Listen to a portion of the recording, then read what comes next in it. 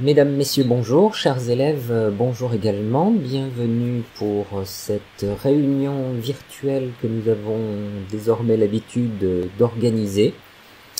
Je suis entouré pour cette réunion naturellement de mes collaborateurs en la personne de Madame Copin, qui est proviseure adjointe de la section d'enseignement général et technologique, de Monsieur Fétiveau, qui est proviseur adjoint de la section d'enseignement professionnel, et puis de Monsieur Fontaine, qui est psychologue de l'éducation nationale, conseiller d'orientation, qui travaille au CIO de Briey et qui nous a aidé à organiser cette réunion d'information en distanciel sur le sujet d'actualité de la procédure d'orientation vers l'enseignement supérieur, procédure qui s'appelle Parcoursup et qui va accompagner les élèves du niveau terminal jusqu'à la fin de l'année scolaire et nous l'espérons vers une admission dans la formation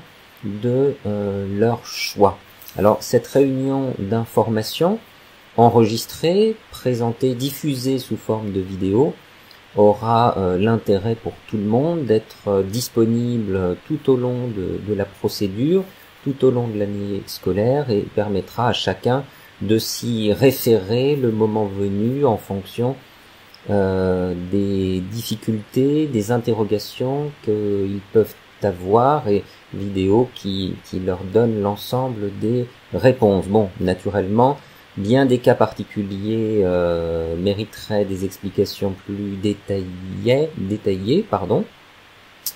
et naturellement nous sommes tous à votre disposition pour pouvoir vous donner davantage de précisions en toute fin de vidéo. Naturellement nous vous rappellerons nos coordonnées. Alors le sujet de cette réunion n'est naturellement pas de vous présenter les formations en elles-mêmes, car elles sont innombrables et il ne s'agirait pas naturellement de réduire non plus le champ aux formations de l'enseignement supérieur proposées par le lycée Jean Zay. Nous avons naturellement des formations sous statut scolaire de niveau BTS qui sont accessibles au travers de la procédure Parcoursup. Nous avons des mentions complémentaires également sous statut d'apprenti, mais pour en découvrir le contenu, nous vous invitons à profiter des portes ouvertes qui se dérouleront toujours en mode distanciel sous forme de vidéo le 26 février 2022 et puis pourquoi pas ceux qui le souhaiteront en présentiel le 2 avril 2022. Et puis naturellement nous invitons tous les parents, tous les élèves à s'intéresser au calendrier des portes ouvertes des différents organismes de l'enseignement supérieur, les lycées, les universités, les écoles de toute nature, de manière à pouvoir compléter cette information et puis aller découvrir sur place les conditions de vie étudiante et le contenu des formations, faire connaissance avec des enseignants, ça nous semble évidemment essentiel. Donc nous allons pouvoir nous répartir la parole avec Monsieur Fétiveau, Madame Copin et Monsieur Fontaine, peut-être en commençant par le sujet important du calendrier. Madame Copin, pouvez-vous nous donner quelques précisions, donner aux élèves, aux parents d'élèves, les principaux repères temporaux de cette procédure pendant que nous allons couper nos caméras? Alors, le calendrier, effectivement, vous en avez déjà eu connaissance, mais il est toujours bon de le rappeler puisque nous avons des dates butoirs et il ne faudrait pas passer à côté. Vous aviez donc eu la possibilité d'avoir une phase d'information de Parcoursup qui avait démarré au 20 décembre dernier. Puis là, en ce moment, vous êtes déjà dans la formulation des vœux depuis le 20 janvier. Cette formulation des vœux, elle va s'arrêter et elle s'arrête notamment le 29 mars à minuit. Donc, si vous vous êtes en train de finaliser vos vœux, il faut vraiment prendre en compte cet horaire-là et cette date-là, pour le coup, parce que le lendemain, c'est terminé. Un vœu qui n'a pas été formulé le 29 mars ne pourra plus l'être forcément le 30 mars. Donc ce sera terminé, les vœux seront clos. Ensuite, une fois que vous avez donc mis vos vœux sur la plateforme Parcoursup, une autre date importante à retenir est le 7 avril. Donc cela vous laisse une semaine pour compléter votre dossier. Bien évidemment, certains l'auront déjà fait avant et il vaut mieux effectivement s'y prendre, si vous avez plusieurs vœux, s'y prendre avant le 7 avril, mais vous pouvez encore le compléter jusqu'au 7 avril. Donc plusieurs rubriques s'offrent à vous dans chaque dossier, dans chaque vœu, et il faut penser à les compléter. Ensuite, une fois tout cela terminé, il va falloir donc attendre le 2 juin pour avoir le résultat des vœux et en tout cas de l'accessibilité à plusieurs écoles qui vous répondent favorablement ou défavorablement pour le coup. Et le 2 juin donc démarre la phase où les vœux apparaissent sur vos téléphones et sur votre plateforme. Et alors, c'est à partir du 2 juin, mais bien évidemment, les vœux n'arrivent pas tous le 2 juin, puisqu'il y a toute la France qui participe effectivement à Parcoursup. Donc, au fur et à mesure, à partir du 2 juin, vous recevez, ça peut être le 3, le 4, le 5, etc., etc. Et ce, jusqu'au 15 juillet, vous recevez les réponses des formations que vous avez demandées. Si vous n'avez pas de vœux acquiescés par les organismes que vous avez sollicités ou les écoles que vous avez sollicitées, il existe une phase complémentaire. La phase complémentaire, elle démarre le 23 juin jusqu'au 16 septembre. Là, cette phase complémentaire, donc je le disais, si vous n'avez pas eu de résultat positif à vos demandes, vous permet d'effectuer encore 10 nouveaux vœux. Mais ce sont des nouveaux vœux sur des places qui sont disponibles dans les formations. C'est-à-dire que vous ne pouvez pas redemander les vœux précédents. Ce sera forcément de nouveaux vœux, des formations libres à ce moment-là. Donc, il faut vraiment penser qu'à chaque fois, chaque date est importante, notamment les dates butoirs, comme je le disais, le 29 mars minuit, on termine ses vœux. Le 7 avril, on termine son dossier. Et on attend ensuite donc la phase du 2 juin. Très bien, merci Madame Copin. Je pense que tout au long de cette réunion, nous reviendrons sur ces échéances et nous répéterons à la fois les points importants pour bien insister en précisant que contrairement à toutes les expériences vécues peut-être par les élèves au cours de leur parcours scolaire, concernant Parcoursup, les dates précisées sont définitives, c'est-à-dire que lorsqu'on se réveille le lendemain de l'échéance en disant j'ai oublié de saisir un vœu, eh bien il est matériellement impossible de revenir dessus et de compléter son dossier. Donc la date c'est la date, l'heure c'est l'heure, et après l'heure malheureusement c'est trop tard. Nous allons demander à Madame Copin de couper sa caméra pour pouvoir présenter le diaporama en plein écran. Merci à elle, et nous allons pouvoir donner la parole à Monsieur Fontaine, conseiller d'orientation, sur des conseils généraux pour bien aborder la procédure Parcoursup. Monsieur Fontaine. Merci. Alors oui, 5 grands conseils pour bien se préparer à cette procédure Parcoursup. Alors tout d'abord, eh bien, ne pas attendre la dernière minute. Ne pas attendre la dernière minute pour s'informer, préparer son projet d'orientation. Voilà, normalement, les élèves, ça fait depuis le début de l'année, justement, qui préparent ce projet avec l'aide de tout l'ensemble de leurs professeurs, toute l'équipe pédagogique qui est là pour répondre aux questions des élèves, et principalement, eh bien, les professeurs principaux qui sont là pour les guider, les aider à élaborer leur projet d'orientation. Nous aussi, moi-même et ma collègue Madame Humain, nous intervenons au lycée. Nous sommes présents au lycée 3 jours par semaine, les mardis, mercredis, jeudi, et ainsi aussi que nous intervenons aussi en classe. Nous sommes intervenus dans certaines classes justement pour aider les élèves à préparer leur projet.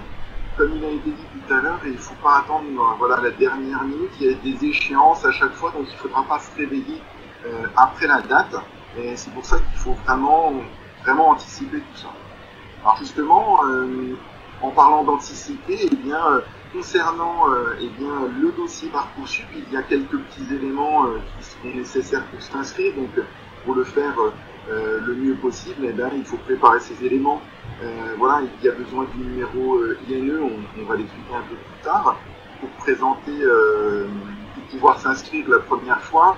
On a besoin aussi de l'avis d'imposition, voilà, par rapport à ce qui concerne la bourse. Il faudra vérifier des éléments concernant la scolarité, donc voilà, il faut être bien au clair par rapport à ça. Et puis, comme c'est indiqué sur ce diaporama, il y a une possibilité d'indiquer, de renseigner les coordonnées des représentants légaux donc du parent, donc que ce soit des mails ou des numéros de téléphone pour les mails et numéros de téléphone des élèves et aussi de leurs parents, voilà, pour un meilleur suivi. Alors, comme je vous le disais, troisième grand conseil, il est possible, je vous disais, de nous rencontrer, d'échanger au sein du lycée. Alors, vous pouvez échanger, voilà, avec les professeurs principaux, avec nous, avec vos professeurs, avec les professeurs de chaque discipline. Les professeurs documentalistes aussi font un travail justement par rapport à tout ce projet d'orientation et à Parcoursup. Donc, il ne faut pas hésiter à échanger au sein du lycée, participer au salon. Alors, des élèves, certains sont allés au salon Oriaction. Il y a eu aussi le forum du lycée qui a permis aux élèves de pouvoir échanger et bien sur leurs projets, sur leurs envies, et puis pouvoir avoir des renseignements sur les formations, les établissements. Alors il y a aussi des chats Parcoursup, donc ça on en reparlera juste sur la page d'après. Voilà, après il y aura les journées portes ouvertes. Alors malheureusement la plupart des journées portes ouvertes seront encore en distanciel. Voilà, mais il ne faut pas hésiter voilà, à pouvoir quand même visionner, voir ces vidéos, participer à ces journées portes ouvertes pour pouvoir avoir les informations. Il est aussi possible de s'abonner aux comptes sociaux Parcoursup, Facebook ou Twitter. On va le voir aussi juste après. Il y a aussi des lives Parcoursup, il y a aussi des vidéos qui sont là pour aider les élèves à avoir toutes les informations possibles. Et dernier conseil, aborder sereinement la phase d'admission. L'idée, voilà, c'est ne pas stresser, anticiper, ne pas attendre la dernière minute, justement pour pouvoir aborder tout ça sereinement. Vous verrez, c'est pas difficile en fait. Bien sûr, il y a des dates qui sont impératives, mais en fait, tout est écrit sur le site Parcoursup. On retrouve tous les éléments, tout est bien expliqué. Donc il faut juste suivre la procédure sans oublier les dates, mais après ça peut se faire de manière tout à fait sereine. Je me permettrai, Monsieur Fontaine, sans vouloir vous couper la parole, mais sur la diapositive précédente, effectivement, la question de la sérénité pour la phase d'admission qui débute le 2 juin. Il est vrai qu'elle peut être pour les élèves assez stressante, tout simplement parce que les élèves formulent beaucoup de vœux. On va vous donner le détail tout à l'heure sur la procédure et que du coup ça multiplie le nombre de candidatures, ce qui fait que régulièrement chaque année, eh bien, des élèves se voient formuler des réponses à leurs vœux d'admission et se retrouvent sur liste d'attente. Et se retrouvent sur liste d'attente, même très loin sur la liste d'attente pour des filières, par exemple, sélectives.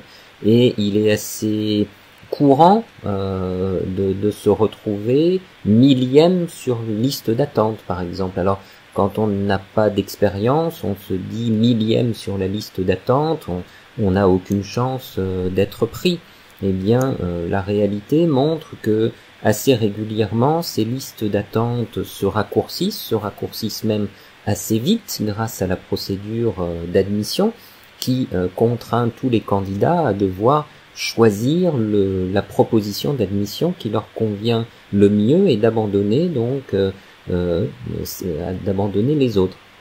Donc, ne pas être stressé lorsqu'on découvre les propositions d'admission ou son rang sur liste d'attente, eh bien tout simplement de laisser jouer le facteur temps, de s'emparer dans un premier temps d'une proposition d'admission qui est définitive, et tout en maintenant sa place sur les listes d'attente et en conservant l'espoir, eh bien de pouvoir se voir proposer une admission dans ces formations sélectives.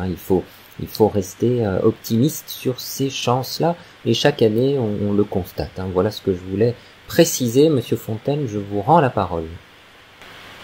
Merci. Alors, oui, voilà. Donc le bon réflexe, pour revenir à ce qu'on disait juste avant, le bon réflexe, s'informer, se renseigner.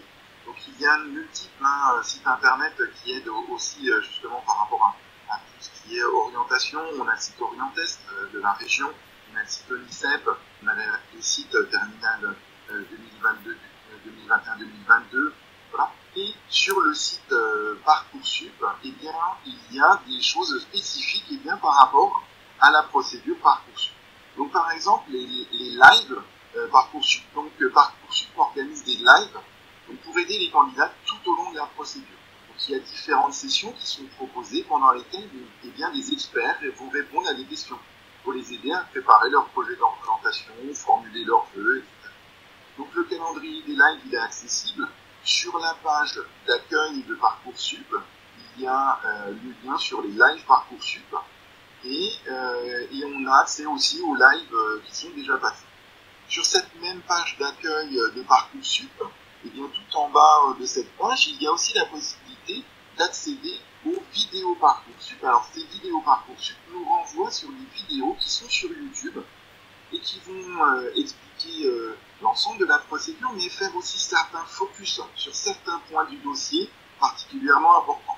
Donc par exemple, comment rédiger son projet de formation motivé, comment remplir la partie activité centre d'intérêt.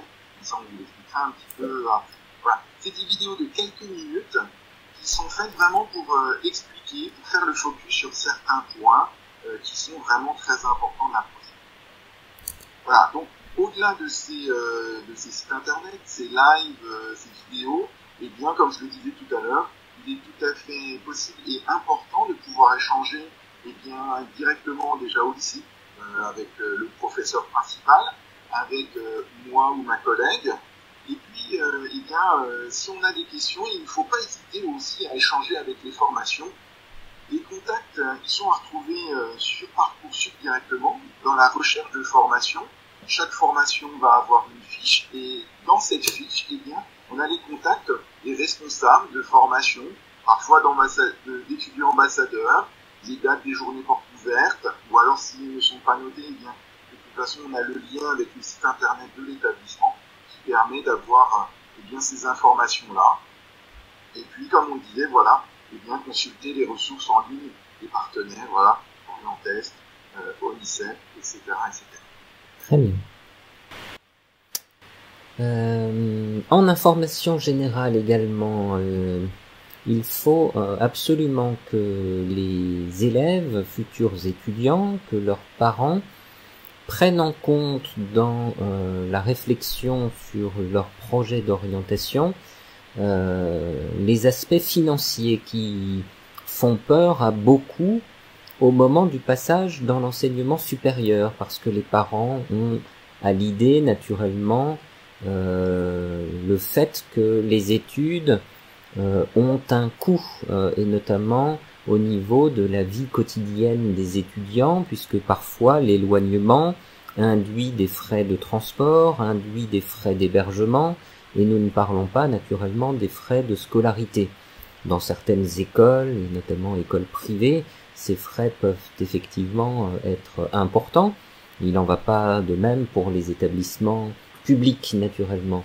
Alors, il faut absolument que les parents et les élèves s'informent sur leurs droits concernant les bourses étudiantes et s'informent du montant de ces bourses de manière à envisager l'équilibre du budget mensuel et du coup la faisabilité du projet d'orientation.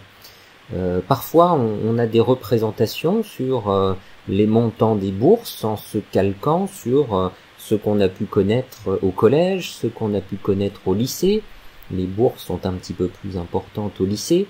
Eh bien, nous tenions là à vous présenter sur cette diapositive le montant des bourses de l'enseignement supérieur. Alors, ce sont des montants annuels, mais vous voyez que pour les familles les plus démunies, sur l'échelon 7 des bourses de l'enseignement supérieur, eh bien, on peut atteindre quand même des montants de bourses qui sont quand même assez substantiels et qui permettent eh bien de boucler peut-être un budget avec un loyer comme je l'évoquais tout à l'heure. Alors naturellement, il faut se renseigner, aller sur le site qui s'appelle Mes services étudiants et sur lequel vous allez trouver l'ensemble des informations, même un simulateur de bourse pour savoir si vous êtes éligible et à quel échelon. Ça, c'est vraiment essentiel et la procédure de demande de bourse de l'enseignement supérieur se fait directement sur ce site internet. Elle ne passe pas par l'intermédiaire du lycée d'origine de l'élève, donc n'attendez pas que nous fassions une autre communication sur ce sujet important. C'est vraiment aux futurs étudiants et à ses parents de se prendre en main pour formuler les demandes. Et nous vous présentons ici la couverture d'un petit fascicule édité par le réseau des Crous sur notamment la possibilité d'obtenir un logement étudiant également. Eh bien, toutes ces informations-là, vous les retrouvez sur ce même site que nous vous indiquons. Sur la diapositive suivante, eh bien effectivement on peut préciser que des aides supplémentaires vont être apportées aux lycéens boursiers, notamment pour les élèves qui ont obtenu la mention très bien au baccalauréat, et à préciser que les élèves boursiers eh bien peuvent être prioritaires dans le cadre des procédures de sélection. Il faut que chaque organisme de formation intègre un taux de boursiers, donc c'est une manière de soutenir leur parcours. La participation des élèves aux cordées de la réussite est également prise en compte, et il ne faut pas oublier que pour les sélections dans les filières sélectives, je pense notamment au BTS ou au bachelor universitaire de technologie, eh bien un certain nombre de places sont réservées, notamment pour les élèves issus de la voie professionnelle concernant les BTS et concernant les élèves de la filière technologique pour les instituts universitaires de technologie. Sur la diapositive suivante, encore une information d'ordre général. Il faut bien effectivement avoir en tête que la question du handicap préoccupe les lycées tout au long du parcours scolaire des élèves pour l'aménagement notamment des examens, et qu'il en est de même du côté de l'enseignement supérieur. Les élèves ne vont pas être livrés à eux-mêmes et complètement abandonnés. Il est possible de bénéficier d'aménagements. Alors simplement, la procédure Parcoursup, elle, est neutre par rapport à cette question du handicap. Elle n'est pas prise en compte dans un souci de parfaite égalité pour les élèves. Les dossiers des élèves sont donc étudiés de manière tout à fait neutre sur ce sujet, mais par contre, une fois que les élèves ont accepté une proposition d'admission dans un organisme de formation, et bien c'est à ce moment-là que le candidat se met en relation avec cet organisme de formation pour étudier les aménagements qui seront possibles d'envisager à sa scolarité et puis aux conditions de réussite aux examens. À partir du 2 juin, le candidat peut demander le réexamen de son dossier s'il ne trouve pas de formation adaptée à ses besoins spécifiques. Donc ça fait partie des recours dont les élèves peuvent s'emparer pour essayer d'obtenir satisfaction. Nous allons maintenant passer au moteur Parcoursup qui va permettre aux élèves de trouver les formations qui vont les intéresser. Et sur ce sujet, je vais passer la parole à Monsieur Fétiveau. Bonjour à tous. Donc, nous allons découvrir effectivement différentes étapes dans ce diaporama. Et la première étape consiste à découvrir des formations et surtout des outils pour préparer votre projet d'orientation. Je dirais il y a deux outils principaux. Le premier, Terminal 2021-2022, est un site sur lequel vous pouvez aller chercher des informations sélectionnées par l'UNICEP, donc sur les filières, les formations, les métiers. Et vous avez un deuxième site, Parcoursup, où sur cette plateforme, vous avez donc un moteur de recherche et un accès vers d'autres sites numériques dédiés à l'orientation. Donc, ces outils-là, je dirais que ce sont les outils principaux que vous devez utiliser pour votre projet d'orientation. Nous allons voir maintenant comment rechercher sur Parcoursup, sur le site parcoursup.fr, comment rechercher des formations. Alors, vous avez différents types de recherche, par mots-clés, par des critères qui sont le type de formation, la spécialité que vous souhaitez, ou la mention, une mention par rapport à ces formations. Voilà. Et vous allez pouvoir ensuite affiner les résultats grâce à un zoom sur la carte de France, ou même la carte du monde. Vous pouvez zoomer et voir certaines zones précises pour découvrir les formations. Alors, comme disait tout à l'heure M. Fontaine, nous avons aussi des vidéos pratiques, des liens sur Parcoursup qui sont sur YouTube et qui vous permettent de vous aider, vous avez un forum, en tout cas des tutos pour pouvoir comprendre comment vous pouvez utiliser la plateforme Parcoursup. Pour chaque formation proposée, en fait, vous allez voir apparaître un nombre de places disponibles pour 2022. Vous voyez aussi apparaître le taux d'accès à ces formations, le taux d'accès sur l'année 2021, c'est-à-dire qu'en fait, vous allez voir un pourcentage en disant, par exemple, tant de candidats au baccalauréat général en fait, ont obtenu, ça veut dire par exemple 80% ont obtenu ces formations, ensuite 15% de bacheliers technologiques ont obtenu cette formation et que 5% des bacheliers professionnels ont obtenu cette formation. Voilà, donc vous avez le taux d'accès à chaque formation qui est indiqué sur le site Parcoursup. Donc à travers le pourcentage de candidats admis selon le type de baccalauréat, comme je disais. Vous avez aussi des suggestions de formations similaires pour élargir vos choix si la formation que vous voyez n'est peut-être pas celle que vous souhaitez. Vous avez aussi ensuite des formations accessibles sur Parcoursup. Il y en a 19 500 au moins.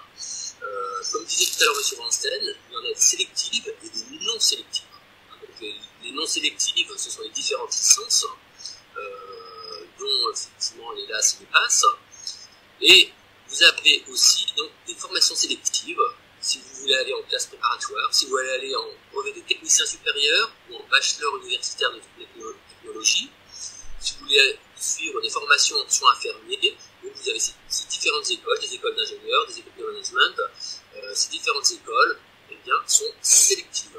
C'est sélectif, ça veut dire qu'il y a vraiment un nombre de places limitées, et s'il y a 20 places avec 80 candidats, eh bien, donc bien sûr les 20 premiers candidats. Quelques rares formations ne sont pas référencées sur Parcoursup. Ces rares formations qui ne sont pas référencées, généralement, donc, ce sont des formations privées. On va faire maintenant donc un focus sur les formations en apprentissage, parce que nous avons aussi près de 5000 formations en apprentissage qui sont disponibles pour les sections de techniciens supérieurs, donc STS, ou en Institut universitaire de technologie, UT, mais également en mention complémentaire. Par exemple, ici au sein du CFA Jean Zay, nous avons par exemple une mention complémentaire pour l'aéronautique. Nous avons aussi donc des STS, des sections de techniciens supérieurs pour des apprentis. Donc, il y a quand même une différence par rapport à un statut scolaire, c'est-à-dire que lorsqu'on est étudiant et qu'on est apprenti, eh bien, on a surtout un statut qui est celui de salarié. Ensuite, eh bien, il y a cette formation qui alterne entre des moments chez l'employeur et des moments théoriques au sein d'un CFA, d'un centre de formation pour apprentis. Et en plus, parce que c'est vraiment des formations, généralement, débouchent sur un emploi. Là, l'insertion professionnelle est facilitée dans le cadre d'une formation par apprentissage. Donc l'apprenti doit signer bien sûr un contrat d'apprentissage avec un employeur pour pouvoir prétendre à une formation supérieure en apprentissage. Et ce sont donc au sein des CFA, des centres de formation des apprentis, qu'on fait ces formations. Et vous pouvez être accompagné si vous le souhaitez. N'hésitez pas à appeler des CFA pour pouvoir être aidé et être accompagné dans la recherche, par exemple, d'outils d'employeur. Alors, Monsieur Fetivo, une petite précision sur cette diapositive, car la procédure Parcoursup intègre naturellement les formations par voie d'apprentissage et les élèves de classe de terminale vont pouvoir, dans leurs vœux, sélectionner les centres de formation qui les dispensent. Pourquoi pas le CFA Jean Zay est l'une des formations proposées. Le calendrier sera le même, c'est-à-dire que il sera possible de saisir des vœux jusqu'au 29 mars, de les confirmer ensuite, mais le calendrier ensuite sera plus souple. C'est-à-dire que en fonction de l'évolution de la réflexion du futur bachelier, en fonction même des résultats qu'ils obtiendront sur les propositions d'admission ou non aux vœux formulés, eh bien il sera toujours possible aux élèves de formuler des vœux pour entamer une formation dans l'enseignement supérieur sous statut d'apprenti à la rentrée, même tardivement dans le calendrier. Donc là, il n'y a pas de barrière et ça peut être une bonne roue de secours pour des élèves qui sont déçus des propositions d'admission qu'ils se voient retourner. Donc ça c'est important, et à partir du moment où un étudiant aura un contrat de travail avec un employeur sur un projet d'apprentissage, eh bien le CFA se devra d'inscrire l'élève, donc il n'y aura pas de point bloquant sur le respect du calendrier de la procédure, et ça c'est vraiment important à l'avoir en tête. Il y a encore d'autres possibilités à étudier, comme par exemple la possibilité de signer avec un employeur un contrat d'apprentissage sur un BTS par exemple, non pas de 2 ans mais de 3 ans, qui permettra à l'élève de disposer de davantage de temps pour atteindre le niveau de réussite à l'examen. Je pense en particulier aux élèves issus de la voie professionnelle qui souhaitent entamer un brevet de technicien supérieur. La marche peut parfois être un petit peu rude. Eh bien, si on se donne un petit peu plus de temps et qu'on se donne 3 ans avec un patron pour atteindre l'objectif, ça peut être très rassurant et très constructif. Voilà les précisions que je voulais apporter sur cette question de l'apprentissage. Donc avant de passer donc à l'étape 2, dernière diapositive sur les recherches de formation sur parcoursup.fr, eh bien ça résume ce que j'ai pu dire, hein. Donc le nombre de places est disponible, on le voit apparaître. On voit apparaître aussi donc, le taux d'accès de formation, on voit apparaître le pourcentage des candidats admis, les suggestions de formation similaires et des critères d'examen des vœux, et enfin les débouchés que peuvent apporter ces formations.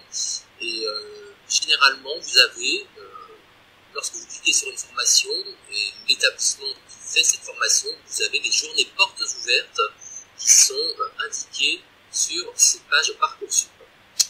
Voilà. Je vais passer la parole maintenant pour l'étape suivante, l'étape 2, s'inscrire, formuler ses vœux et finaliser son dossier. Madame Copin. Très bien. Eh bien, écoutez, désormais donc, s'inscrire sur Parcoursup, c'est quoi? Il faut surtout être vigilant par rapport à une adresse mail que vous allez devoir fournir ou que vous avez déjà fournie en vous inscrivant. Cette adresse mail vous servira effectivement à recevoir les vœux le 2 juin et ultérieurement. Et dessus, il fallait indiquer également votre INE. Alors, j'ai quelques élèves parfois pour lesquels ça bloque au niveau de l'INE, donc n'hésitez pas à venir à notre secrétariat ou à nos bureaux, Monsieur Fétiveau et moi, pour avoir le bon INE si vous ne le trouvez pas. En principe, il se trouve cette année sur votre bulletin scolaire, mais il y a néanmoins parfois quelques petits bugs, donc certains élèves ont eu du mal à s'inscrire. Je vous le répète, n'hésitez pas à venir nous voir. Concrètement, effectivement, donc je parlais de l'adresse mail, mais aussi un numéro de portable. On vous demande un numéro pour recevoir aussi vos vœux sur votre téléphone portable lorsque les formations se manifestent et donnent positivement des réponses. Les parents sont également invités à peut-être ajouter leur adresse dans le dossier de leur enfant, parce que si l'enfant reçoit les vœux mais qu'il ne les a pas vus à temps, il faut savoir qu'il y a un délai de réponse à ces vœux qui est indiqué par formation sur le site lui-même lorsque le vœu est indiqué sur le site et que vous le recevez.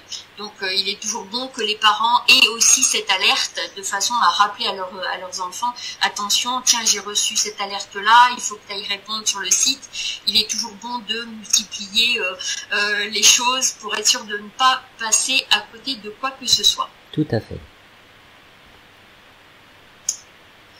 Alors, formuler des vœux sur Parcoursup, vous avez droit jusqu'à 10 vœux. 10 vœux, effectivement, avec des vœux multiples, mais j'y viendrai après. On va vous expliquer ça en détail.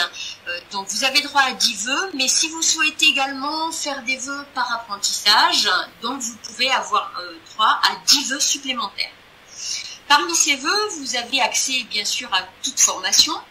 Des formations à la fois qui peuvent être sélectives, comme les classes prépa, les sections de techniciens supérieurs, alors ce sont plus des IUT mais des PUT maintenant, des bachelors universitaires de technologie, les écoles, les instituts infirmiers, etc., les instituts d'études politiques. Et vous avez aussi des formations non sélectives, comme par exemple toutes les licences et le PASS, qui est le parcours d'accès santé spécifique. Les vœux doivent être motivés. C'est-à-dire que vous avez un dossier, on en parlait tout à l'heure, vous devez, il est préférable en tout cas de motiver ces vœux, de mettre pourquoi vous souhaitez entrer dans telle ou telle formation. C'est toujours un plus lorsque les établissements se réuniront en commission après avoir reçu vos dossiers et qu'ils détermineront chaque dossier sur une échelle. De 1 à je ne sais combien, puisque tout dépend du nombre de dossiers reçus.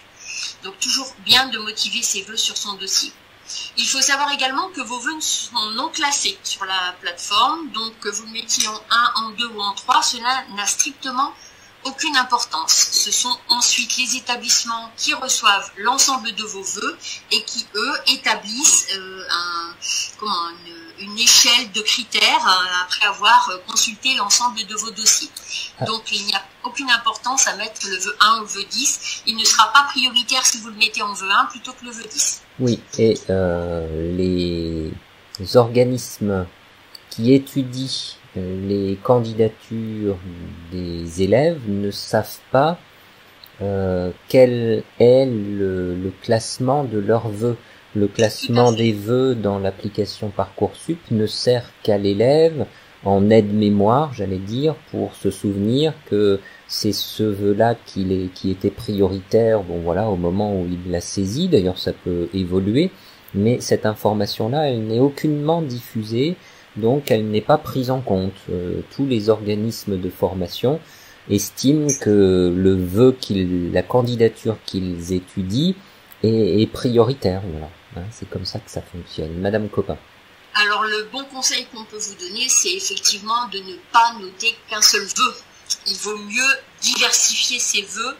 Nous allons voir aussi après que parmi des vœux sur une formation donnée, si elle est reconstituée sur plusieurs établissements, ces établissements ne comptent pas comme un vœu, mais comme sous-vœu.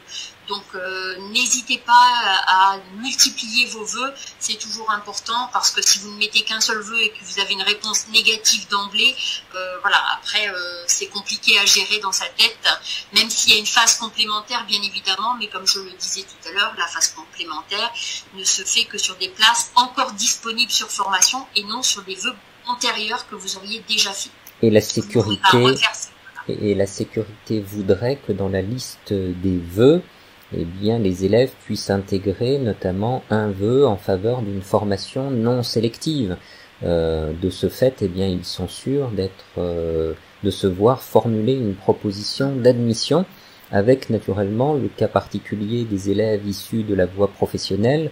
Nous y reviendrons tout à l'heure. Madame Copin. Je parlais de vœux multiples. Alors un vœu multiple, c'est quoi? C'est un vœu, donc je l'expliquais, et nous verrons un exemple juste après sur la diapositive suivante. C'est un vœu qui regroupe plusieurs formations similaires. Un vœu multiple va compter pour un seul vœu. Et parmi ces vœux, vous avez plusieurs établissements qui sont comptabilisés en sous-vœux. Mais ça ne fait qu'un seul vœu sur les 10 que vous pouviez avoir au départ. Un vœu multiple, c'est composé donc de sous-vœux, comme je le disais, correspondant à un établissement différent. Et parfois, certaines formations comptent ces sous-vœux.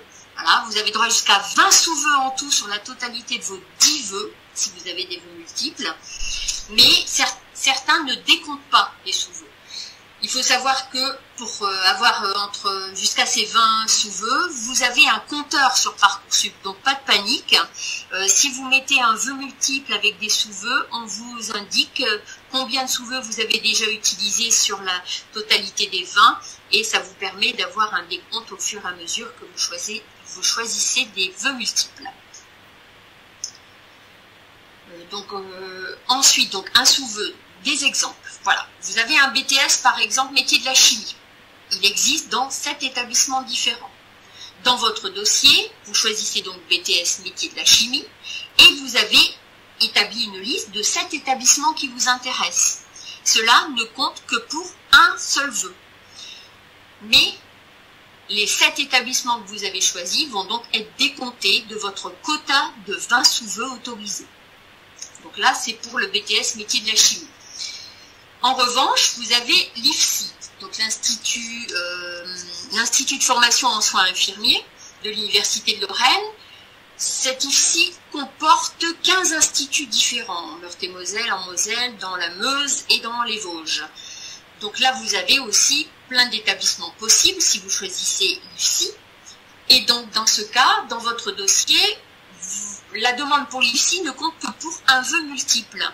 Et si vous avez choisi 2 instituts, un en Moselle, un en Meurthe-et-Moselle, par contre là, les sous-vœux ne seront pas décomptés, donc vous resterez à 20 sous-vœux encore possibles.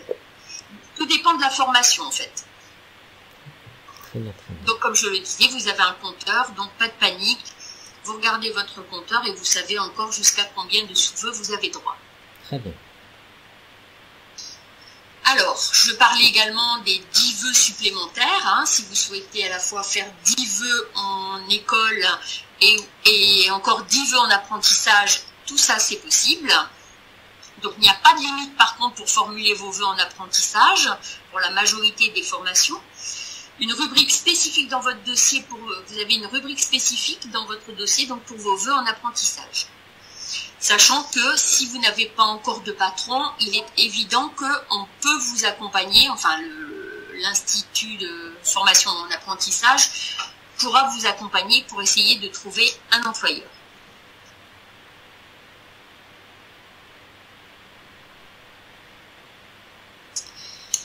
Vous avez donc des formations sélectives et des formations non sélectives. Les formations sélectives sont par exemple les BTS, les BUT, les IFSI, les écoles, et les lycéens peuvent faire des vœux pour les formations qui les intéressent où qu'elles soient, à la fois dans leur académie, l'académie de Nancy-Metz, mais également dans toute la France. Il n'y a pas de secteur géographique de prédilection. C'est vous qui choisissez où vous souhaitez aller.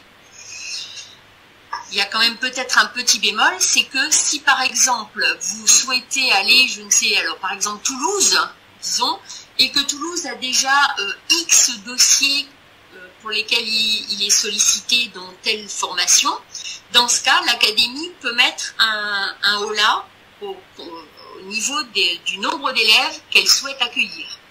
Donc c'est le seul bémol éventuel que vous pouvez trouver. Mais il est évident que vous pouvez quand même demander des instituts ou des écoles dans toute la France. Vous avez également des formations non sélectives, donc les licences, le PASS, parcours d'accès santé spécifique. Les lycéens donc peuvent faire des vœux pour les formations qui les intéressent dans leur académie en dehors, je viens de vous le dire. La priorité forcément sera quand même sur le secteur géographique et un pourcentage maximum, voilà, c'est écrit à l'écran, c'est ce que je vous disais, un pourcentage de candidats résidant en dehors du secteur géographique est fixé par le recteur de l'académie, de chaque académie. L'indication du secteur est affichée aux candidats, les pourcentages fixés par les recteurs seront affichés aussi sur Parcoursup avant le début de la phase d'admission. Alors je connais une maman pour l'anecdote, qui n'a pas été très attentive aux vœux que sa fille a formulés l'an dernier, vœux d'orientation Parcoursup. Elle savait qu'elle était intéressée par un institut de formation en soins infirmiers, et son premier vœu c'était pour l'IFSI à Toulouse, et eh bien elle a été prise à l'IFSI à Toulouse. Et du coup, sa fille, elle est partie faire ses études à l'IFSI de Toulouse, mais sans que sa maman le sache au moment de la formulation des vœux. Donc, ce que vous dit Madame Copin, c'est une réalité. Les vœux n'ont pas de sectorisation géographique.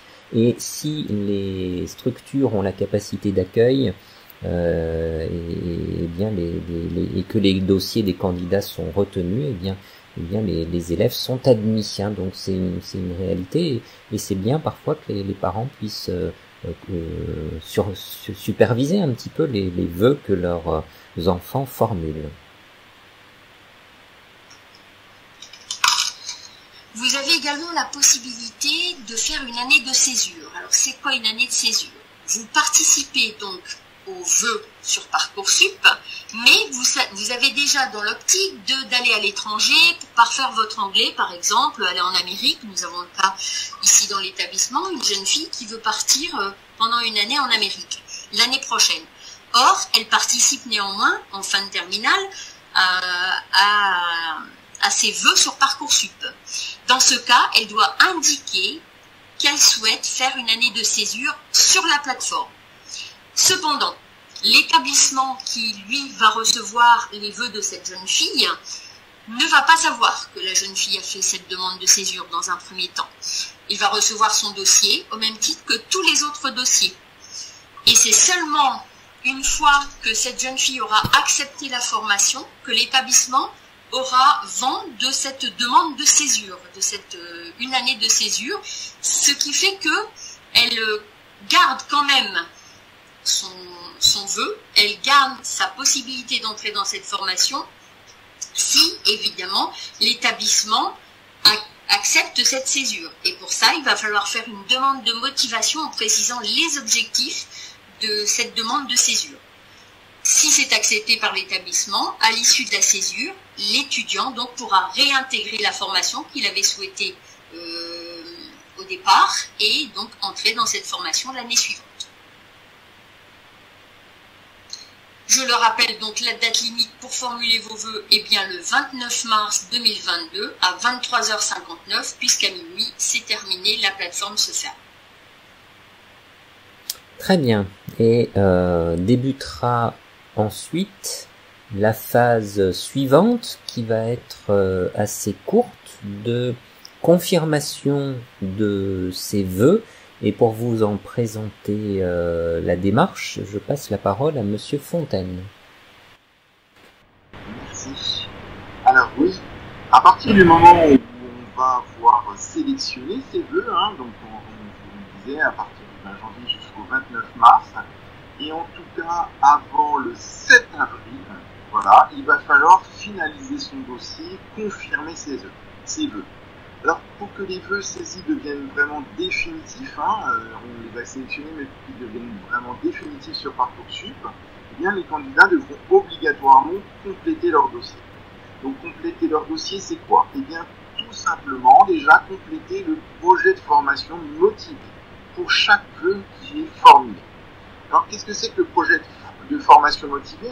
On le disait, Parcoursup n'exige aucune hiérarchisation des vœux. Ils vont apparaître sur le site, en fait, comme par ordre alphabétique, on va les sélectionner, puis après ils sont classés là. Il n'y a pas de hiérarchisation des vœux, mais vous doutez bien, les établissements, pour aussi savoir pourquoi l'élève demande ce vœu, etc.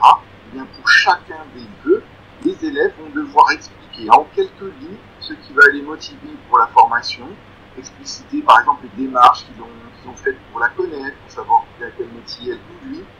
Voilà. L'idée, c'est vraiment de faire apparaître pourquoi ils ont retenu l'information, quels sont les atouts qu'ils ont pour réussir, leurs compétences, les intérêts, les démarches qu'ils ont construites, s'ils ont fait des entretiens, des recherches, etc., pour connaître cette formation. Donc c'est un encart qui est ouvert sur la plateforme, il est limité à 1500 caractères. Voilà. Et donc, l'idée, c'est vraiment de pouvoir indiquer des choses comme ça. Par exemple, si le projet professionnel aussi est déjà bien précis, le lycéen pourra montrer en quoi la formation demandée peut lui permettre de le réaliser. Voilà. Et si le projet professionnel est encore flou, il peut préciser, par exemple, les domaines d'activité qui l'intéressent et montrer en quoi la formation lui permettra de se diriger vers ces domaines et d'affiner son projet. On est sur quelque chose d'un petit peu différent de la lettre purement de motivation, c'est vraiment le projet de formation, on disait le projet professionnel, comment la formation peut amener à le réaliser là-dessus. Alors, d'autres choses sont importantes aussi pour compléter le dossier, donc une rubrique préférence autres projets, on va en parler juste après, y compris la rubrique activité centre d'intérêt. Il y a d'autres pièces complémentaires aussi qui peuvent être demandées par certaines formations, par exemple des formations artistiques, des choses comme ça qui pourraient demander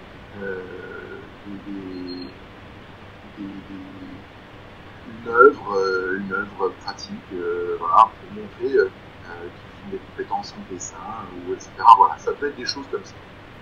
Donc, il va falloir que les élèves complètent leur dossier avec tous ces éléments-là, tout ce qui leur est demandé. Et ensuite, une fois que tout leur dossier sera complet, donc ça va nécessiter aussi que les notes qui sont remontées par l'établissement soient remontées. Donc il faut que le deuxième trimestre soit fini, et que les notes soient remontées. Une fois que le dossier sera complet, les élèves vont pouvoir confirmer chacun de leurs vœux. Alors attention, un vœu non confirmé avant le 7 avril, donc de la même façon 23h59, ne sera pas examiné par la formation. Il ne suffit pas seulement d'indiquer, de sélectionner les vœux avant le 29 mars, il faut aussi compléter totalement le dossier. Une fois que chaque dossier est complet, il faut confirmer chacun des vœux pour que ça soit vraiment définitif et que la commission puisse récupérer le dossier et l'examiner.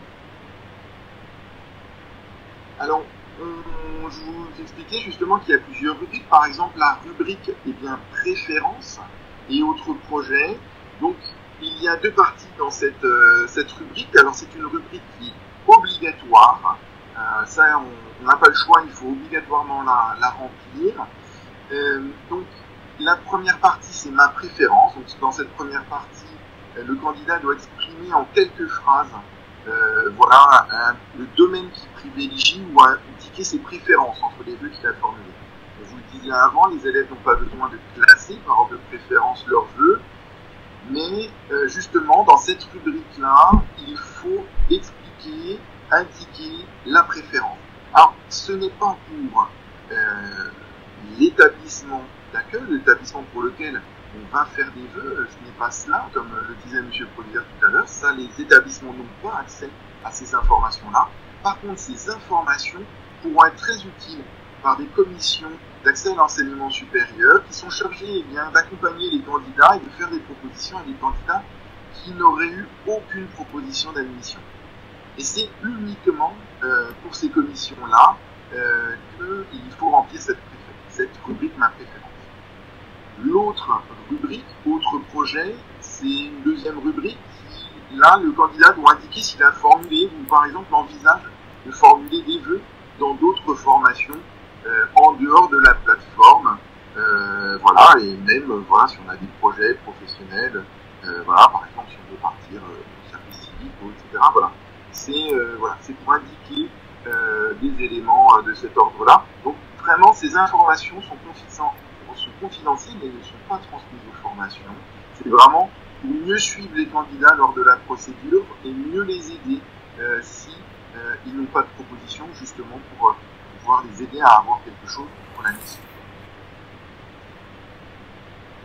Alors, la rubrique activité centre d'intérêt, là, c'est une rubrique facultative, et c'est une opportunité qui est donnée aux candidats afin de renseigner des informations qui seraient autres que scolaires.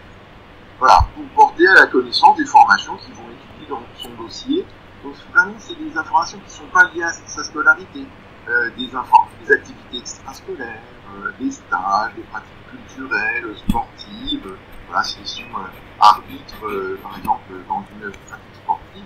Voilà, c'est faire connaître ses engagements, par exemple aussi ses engagements au niveau de la vie lycéenne, des engagements associatifs, lorsqu'il a réussi, etc.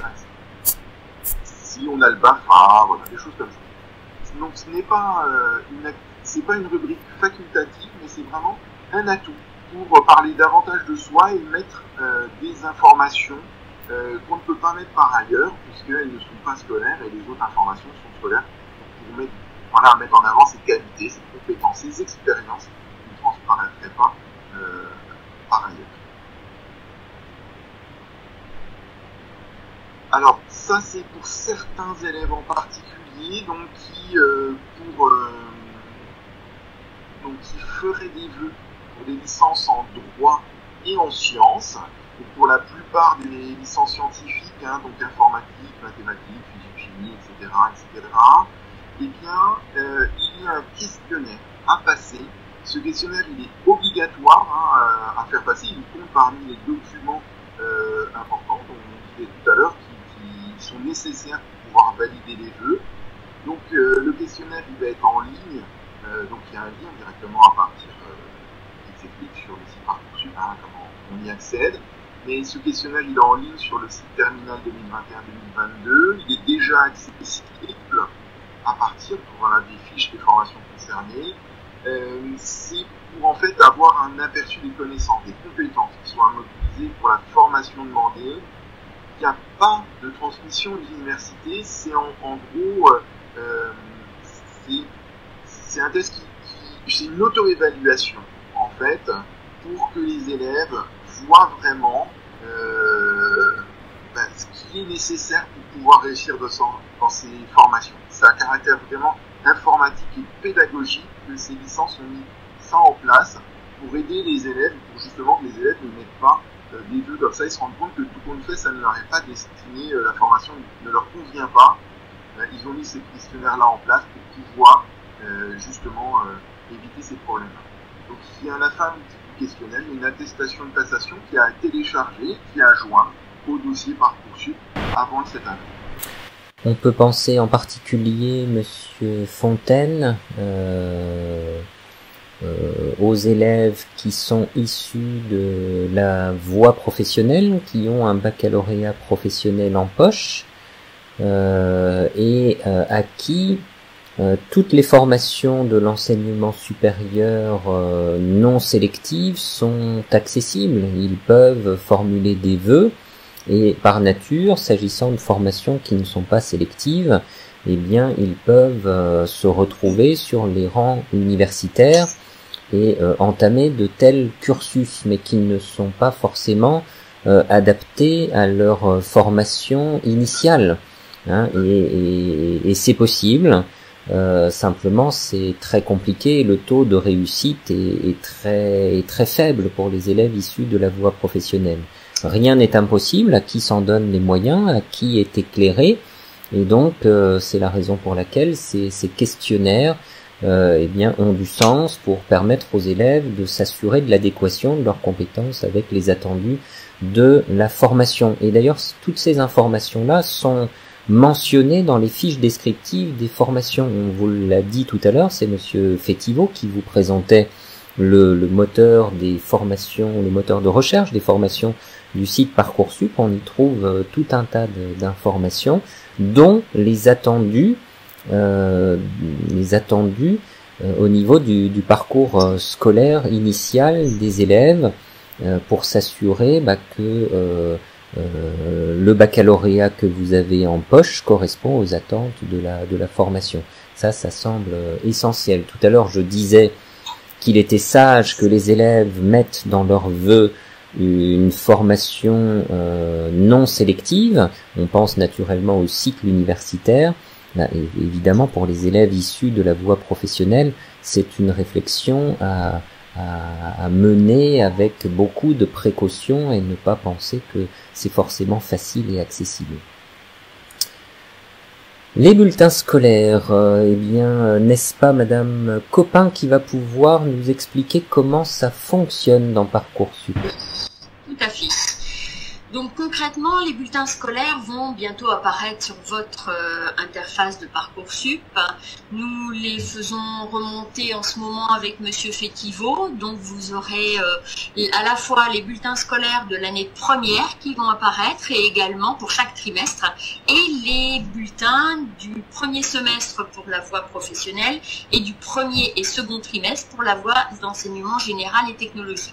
Donc actuellement, nous sommes dans le premier trimestre que nous sommes en train de faire remonter.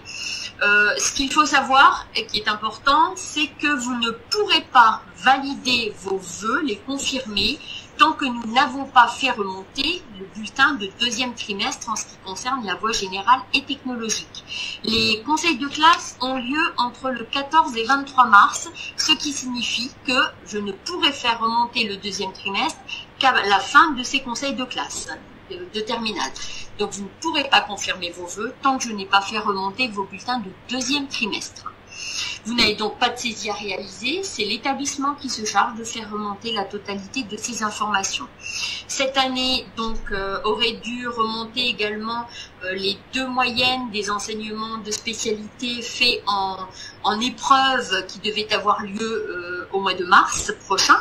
Là, apparaîtra donc, et avec son importance, les notes des épreuves donc finales de spécialité. À la place, on rajoutera forcément les moyennes des enseignements de spécialité qui seront prises en compte de façon notoire, voilà, à la place de ces épreuves ponctuelles.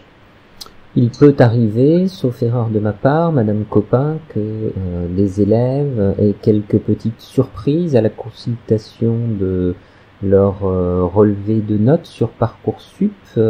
Dans ce cas-là, que doivent-ils faire ? Alors, si effectivement vous constatez qu'une moyenne n'est pas tout à fait celle qui apparaissait sur votre bulletin, alors ça peut arriver parfois, c'est peut-être parce qu'il y a eu un réajustement d'une note supplémentaire qui n'a pas été mentionnée, et donc la moyenne a légèrement changé. Dans ce cas, vous venez à mon bureau, vous allez au bureau de Monsieur Fétiveau, et nous avons la main bien évidemment pour revérifier la totalité des informations que vous nous donnez, de façon à pouvoir réajuster vos notes ou vos moyennes dans Parcoursup. Très bien. Alors, la fiche à venir, qu'est-ce que c'est? C'est une fiche que les enseignants vont remplir sur Parcoursup. Tous les enseignants de votre équipe pédagogique de la classe.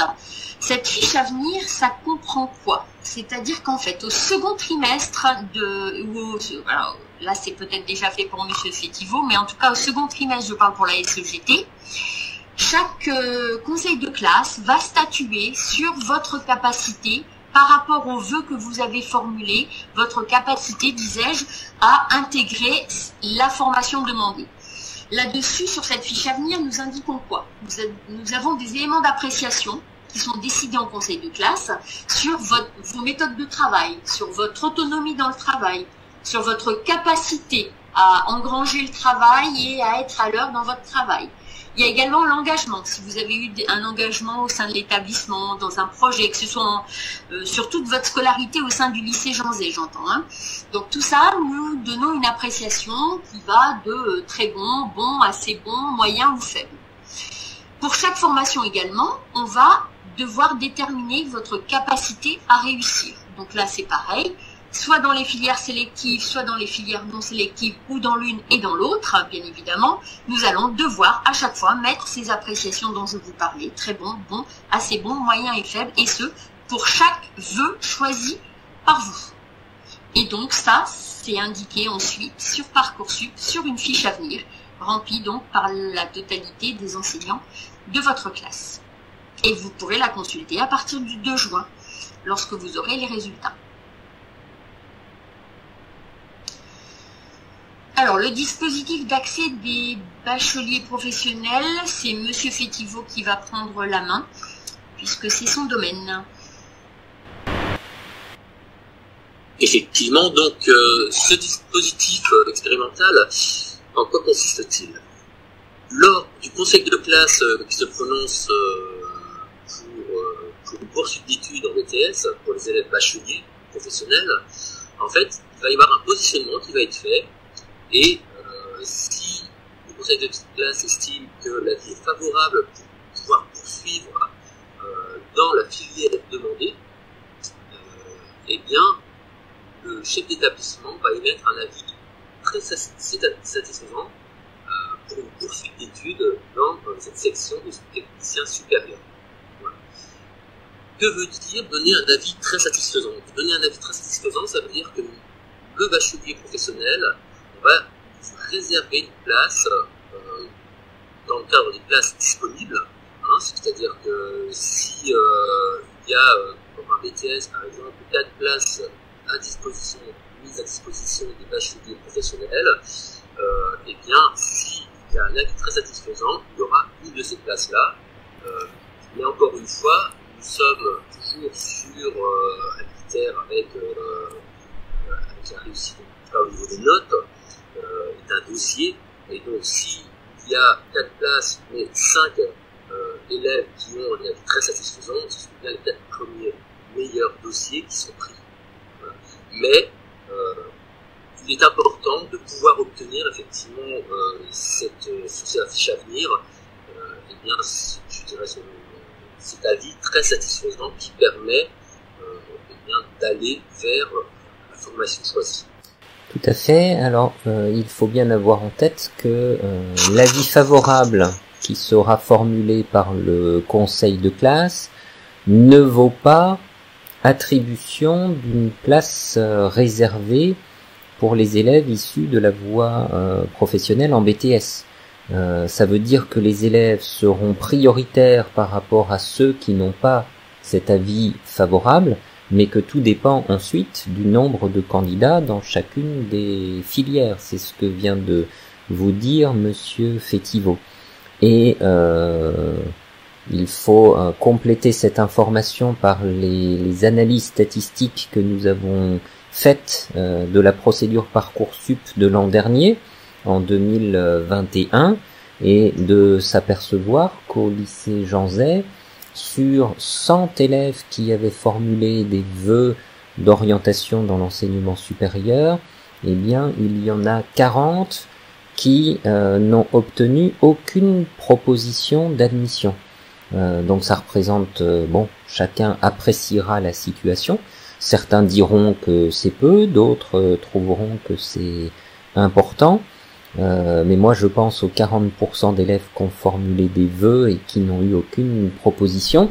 Eh bien, il vaut mieux avoir en tête une alternative, par exemple celui de la formation sous statut d'apprenti, et donc de se rapprocher d'un CFA, ou alors naturellement celui eh bien de l'insertion professionnelle et d'avoir anticipé peut-être la transmission de CV, la recherche d'emploi, pour ne pas se retrouver dépourvu. Voilà, Monsieur Fétiveau, peut-être nous continuons, ou Madame Copin, je ne sais pas. Oui, tout à fait. Donc je reprends la main. Les éléments donc du dossier transmis à chaque formation, donc au fur et à mesure on vous l'a expliqué, mais pour vous faire le résumé, donc un projet de formation motivé, donc il faut vraiment compléter votre dossier là-dessus, expliquer quelles sont vos motivations pour chaque formation. Si vous aviez des pièces complémentaires qui sont demandées par les formations, donc il faut les ajouter, ça Monsieur Fontaine vous en a parlé tout à l'heure. La rubrique activité et centre d'intérêt également, donc si elle a été renseignée, c'est toujours un plus, ça montre que l'élève effectivement a envie que son dossier passe, qu'il a vraiment pris le temps de faire son dossier, de le compléter en bonne et due forme. Voilà, ça montre quand même une certaine envie, une certaine motivation. La fiche à venir dont je vous parlais, qui est renseignée par le lycée lui-même, et des informations sur votre parcours plus spécifiques. Si vous avez fait une section européenne, internationale ou BIBAC, si vous avez une certification par exemple en langue également, vous pouvez l'ajouter en l'écrivant dans votre dossier. Si vous avez participé à des cordées de la réussite. Et puis donc vos bulletins scolaires et notes du baccalauréat, donc l'année de première et l'année de terminale qui sont remontées par le lycée également. Donc je rappelle la date limite à ne pas dépasser le jeudi 7 avril pour avoir complété la totalité de vos dossiers sur chaque formation et 23h59 heure de Paris. Petite précision, alors c'est pas parce que vous mettez une certaine motivation, une lettre de motivation pour telle formation dans une des formations choisies qu'il faut faire forcément un copier-coller dans toutes les formations qui suivent et que vous avez choisies également. Il faut aussi essayer de cibler sa lettre de motivation en fonction de la formation choisie. Tout à fait. Tout à fait, tout à fait. Alors ensuite vient une étape qui est transparente pour les élèves, ils n'en ont pas connaissance, c'est l'étape d'examen des vœux par les organismes de formation. Et là, je peux témoigner de l'expérience que nous en avons, puisque le lycée Jean Zay propose des formations de techniciens supérieurs, et donc une fois que tous les élèves de France ont finalisé la formulation de leurs vœux et validé leurs vœux, eh bien les établissements ont accès aux vœux formulés en faveur des formations qu'ils proposent et débute ensuite donc la phase d'examen et d'évaluation des dossiers pour aboutir au classement des dossiers et à l'établissement de la liste des élèves qui vont se voir proposer une admission ou au contraire qui se verront opposer un refus. Et ça c'est une étape méconnue naturellement, mais nous souhaitions insister sur le fait que c'est une étape qui n'est pas automatisée, c'est une étape qui est véritablement le fruit d'une étude individuelle et humaine par des équipes d'enseignants, des équipes de direction qui étudient dans le détail les candidatures qui sont formulées par les élèves. Et toutes les rubriques qui vous ont été mentionnées, tout à l'heure Monsieur Fontaine a pu vous les détailler. Vous précisez par exemple que vous disposez de 1500 caractères pour formuler tel ou tel document. Eh bien, ne pas penser que c'est un ordinateur qui se contente d'étudier la moyenne des dossiers, des bulletins qui sont transmis. Non, toutes les pièces qui sont fournies, tous les arguments, toutes les formulations sont prises en compte pour établir ce classement. Et donc, nous ne pouvons que vous inviter à y consacrer du temps. Et si vous n'y consacrez pas suffisamment de temps, la commission d'étude des candidatures saura évaluer votre motivation au travers de ce que vous y aurez déposé. Si vous faites un copier-coller de lettres de motivation qu'on peut télécharger sur Internet, eh bien les enseignants et les équipes sont habitués à les détecter, et donc ça prouvera malheureusement que vous n'êtes pas si motivé que ça. Donc consacrez-y du temps, mettez-y de la qualité pour pouvoir faire émerger votre dossier parmi les plus intéressants. Encore une fois, les résultats des élèves sont pris en compte pour une part. Selon les formations, cette part peut être plus ou moins importante, mais il n'en reste pas moins que tous les autres éléments sont pris également, et cela peut être justement un avantage d'un candidat par rapport à un autre qui aura consacré moins de temps à établir son dossier. Au sein de chaque formation, donc, eh bien effectivement, on organise ces commissions. Les principes d'admission dans la formation sélective, l'admission se fait sur dossier et ou au travers d'épreuves écrites ou orales. Effectivement, certaines structures, on peut penser aux instituts d'études politiques, eh bien la candidature Parcoursup correspond finalement à l'inscription au concours de sélection, et puis ensuite vous recevez une convocation pour passer les épreuves de sélection. Ça arrive comme ça, et tout est précisé naturellement dans la fiche descriptive des différentes formations. Et concernant les formations non sélectives, eh bien un lycéen peut accéder à la licence de son choix dans la limite des capacités d'accueil. Effectivement, il y a quelques formations, notamment dans l'académie de Nancy-Metz, qui sont très demandées par les élèves. On peut penser aux licences STAPS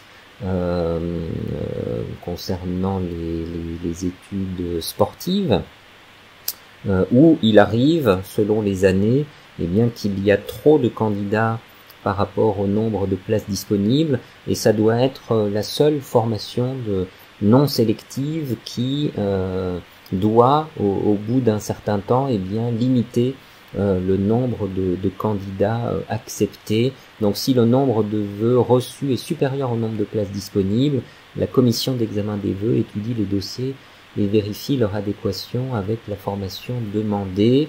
Et dans ce cas-là, la réponse, eh bien c'est pourquoi pas de proposer à l'élève de suivre un dispositif de remise à niveau avant d'entrer véritablement dans la formation.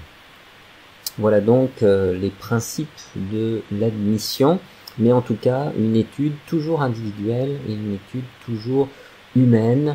Alors on peut utiliser dans le moteur Parcoursup un outil de classement des dossiers, mais ce n'est vraiment qu'une étape préalable. Je pense par exemple au BTS aéronautique du lycée Jean Zay. Chaque année nous recevons 800 candidatures, et chaque candidature va faire l'objet d'une étude individuelle. Bon, de la première à la 800e, eh bien on demande tout simplement à Parcoursup de classer ces candidatures selon voilà un critère qui est établi, qui peut d'ailleurs changer, et puis ensuite l'ensemble des candidatures sont étudiées individuellement.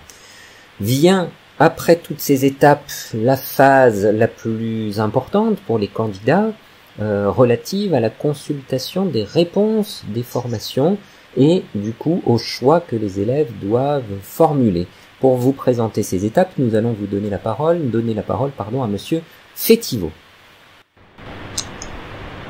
En effet, donc à partir du 2 juin et jusqu'au 15 juillet, vous allez pouvoir décider. C'est vraiment le moment important dans cette phase, cette étape 1, 2, 3. Là, nous arrivons donc à la troisième étape, la dernière étape. Et donc, vous allez pouvoir consulter les réponses aux formations sur la plateforme. que vous allez recevoir des propositions d'admission au fur et à mesure entre le 2 juin et 15 juillet. Donc, vous pouvez ensuite, alors je ne vais pas rentrer dans le détail par rapport à l'acceptation ou pas, on va voir ça ensuite sur une autre diapositive, mais vous voyez différentes étapes. Donc ensuite, étape du jeudi 23 juin, c'est laquelle? C'est la phase d'admission complémentaire, c'est-à-dire que vous n'avez accepté aucun vœu, en tout cas vous n'avez été accepté dans aucun vœu, vous avez jusqu'au 14 septembre pour formuler à nouveau 10 vœux dans des formations où il reste encore des places, comme l'a pu le dire tout à l'heure Madame Copin. Et à partir du 1er juillet, en fait, vous pouvez avoir un accompagnement personnalisé pour les candidats donc, qui n'ont pas reçu de proposition d'admission. Voilà. Et c'était pour ça aussi tout à l'heure que M. Fontaine avait parlé effectivement de bien compléter son dossier pour que dans cette phase d'admission ou en tout cas d'accompagnement, les personnes qui vous accompagnent puissent avoir un maximum d'éléments. Enfin, donc vendredi 15 juillet, fin de la phase principale, dernier jour pour accepter une proposition reçue lors de cette phase. Nous allons passer maintenant donc à la phase d'admission principale. Donc la phase d'admission principale débute donc le 2 juin et se termine le 15 juillet. C'est la phase des choix. Avant le démarrage de la phase d'admission, vous pensez à vos vœux ainsi qu'à ceux qui vous intéressent vraiment, car il va falloir faire des choix qui sont importants, parce que vous allez voir que nous pouvons par moment dire oui, et si on dit oui à une formation, ça veut dire qu'on va abandonner toutes les autres.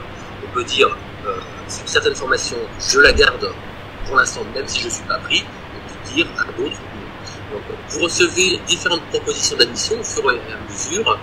Chaque fois qu'un candidat fait un choix entre plusieurs propositions, il libère des places. Et ça, c'est très important parce que, dites-vous bien qu'il y a d'autres candidats qui souhaitent cette place et dès que vous la libérez, eh bien, ça permet de la proposer à quelqu'un d'autre.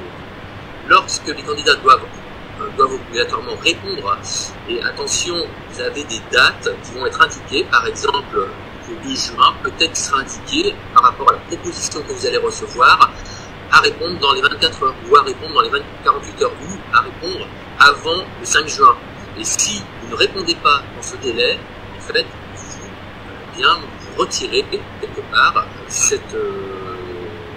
cette réponse positive de votre dossier et donc vous ne serez plus accepté sur la formation. Voilà. Parcoursup lui permet aux candidats de changer d'avis au fur et à mesure des propositions reçues. Donc pour les aider à faire un choix, les candidats ayant des vœux en attente peuvent suivre la situation qui évolue en fonction des places libérées. Donc vous avez des indicateurs disponibles qui vont pouvoir vous accompagner dans cette première phase. Et on va voir ensuite donc un premier exemple par rapport à un bachelier ou un élève qui est actuellement en terminale professionnelle. On voit que cet élève en terminale professionnelle a fait 4 vœux dont un en apprentissage. Et donc le 2 juin, il prend connaissance des premières décisions.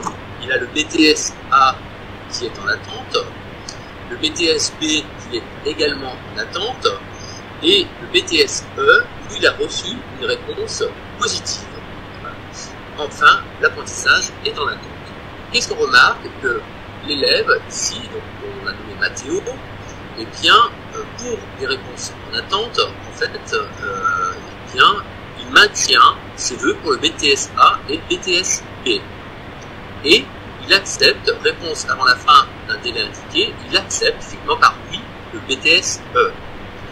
Ce n'est pas parce qu'il a accepté le BTS E qu'il ne peut plus en dire oui au BTS A et B. C'est-à-dire qu'il a mis pour l'instant le BTS A et B en attente. Parce que peut-être, effectivement, c'est l'un de ceux qu'il veut faire en priorité. Et donc, il attend de voir peut-être d'avoir une réponse positive pour le BTS A ou d'autres. Et puis, on voit que le 1er juillet, Mathéo reçoit une nouvelle proposition d'admission pour le BTS B. Cette fois-ci, donc, il dit BTS oui, et la réponse de Mathéo, il renonce pour le E. BTS B, il renonce pour le B. Et enfin, pour l'apprentissage, qu'est-ce qui se passe? Eh bien, il vient de signer un contrat d'apprentissage. Donc, il accepte cette formation sous statut d'apprenti. Donc, je résume. Au 2 juin, il avait accepté un BTS et mis en attente 2 autres BTS sous statut scolaire. Et au 1er juillet, en fait, eh bien, il abandonne tous les BTS sous statut scolaire, même s'il y avait des réponses positives, et il garde son apprentissage, le BTS sous forme d'apprentissage, parce qu'il vient de signer un contrat et il accepte cette formation. Alors, j'apporterai peut-être une précision. Simplement la mention en attente, ça signifie que le candidat est en liste supplémentaire, ça veut dire que les places principales ont déjà été proposées à d'autres et que l'élève est sur liste complémentaire. Mais dans cette situation-là, eh bien, il faut absolument que le candidat, dans l'application Parcoursup, précise s'il est toujours intéressé par cette formation, auquel cas il maintient sa candidature. Et là, il y a un geste à réaliser pour préciser qu'il maintient sa candidature même s'il est sur liste d'attente, et il dispose pour maintenir sa candidature d'un délai. Voilà, et comme toujours dans Parcoursup, si vous ne respectez pas ce délai, eh bien vous êtes supposé renoncer aux vœux que vous avez formulés. Alors ça, c'est vraiment important. Donc même si vous êtes sur liste d'attente, et ça peut arriver notamment évidemment pour les formations sélectives, il faut manifester pour chacun de vos vœux votre intérêt à maintenir votre candidature et attendre que les autres candidats confirment ou rejettent les propositions d'admission qu'on leur formule pour voir si vous remontez dans la liste d'attente jusqu'à peut-être entrer sur la liste principale et à ce moment-là seulement pouvoir accepter une proposition d'admission. Je tenais à préciser qu'il y avait vraiment une étape là à ne pas louper concernant le maintien des candidatures. Madame Copin maintenant va présenter un autre exemple qui est celui pour un élève du terminal technologique. Oui, donc nous avons pris un second exemple pour Charlotte. Charlotte qui est élève en terminale technologique mais qui pourrait tout aussi bien être élève en terminale générale. Alors Charlotte a fait 5 vœux. 5 vœux pour 2 licences, 2 CPGE et un bachelor universitaire. Donc arrive le 2 juin. Le 2 juin, il se passe que tout de suite, elle a une réponse positive à sa licence A qu'elle avait choisie. Mais bon, elle a cheminé dans sa tête et puis finalement, c'est plus tout à fait le projet, en tout cas le vœu qu'elle priorise, donc elle renonce d'emblée à sa licence. En CPGEB, elle était en attente, donc sur liste complémentaire. Donc le délai est indiqué sur la plateforme, on lui demande de savoir si elle renonce ou si elle maintient son vœu le temps qu'elle remonte sur la liste supplémentaire, voire peut-être même obtenir finalement cette CPGEB. La CPGED, elle a une réponse négative, donc là tout est clair, elle ne peut pas du tout la choisir puisque la formation ne l'a pas retenue. En licence E, alors elle a bien eu une réponse positive, sauf que cette réponse est c'est oui si. Alors oui si, on l'a vu précédemment dans une autre diapositive avec mon collègue, c'est qu'effectivement on veut bien l'accepter en licence E, mais elle doit soit faire une remise à niveau pendant la dernière semaine avant la rentrée, ou alors elle doit accepter un tutorat pour son année d'entrée dans cette licence. Donc là, finalement, Charlotte décide de renoncer. Pour le bachelor universitaire F, elle a également une réponse positive, et là, elle l'accepte.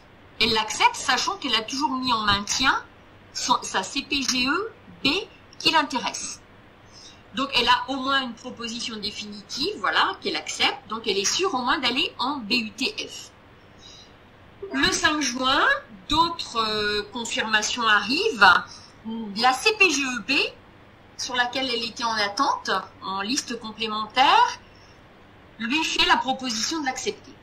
Donc là, c'est effectivement ce qu'elle voulait. Donc, Charlotte accepte d'aller en CPGE B.